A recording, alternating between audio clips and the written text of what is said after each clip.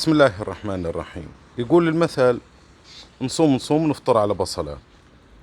بالغصب لا حارس واحد يجي يعلق تعليق مؤدب محترم. ليش أنا مقفل التعليقات؟ يلا تفضل.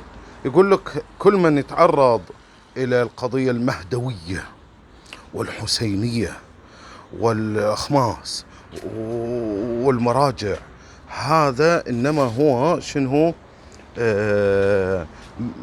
داك عميل غربي.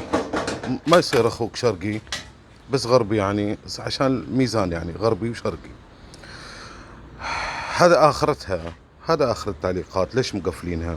عجل وش كلامك إذا تسمع عن سيد شرف الدين صاحب كتاب الغدير ورأي السيد الصدر زين بأن فاطمة الزهراء فشلت في إقناع أمير المؤمنين، وأنا ما نقلت، أنا نقلت الإيروان اللي يسوي كذي في مجهول مالك، ونقلت السيد حسن الكشميري ناقل. أنا مو مفتي، أنا مو مفتي، افهم. هذا آخرة المناقشون، هذه هم. على طول كبرنا ودانا للغرب بعد الشرق، في بعد شمال وجنوب.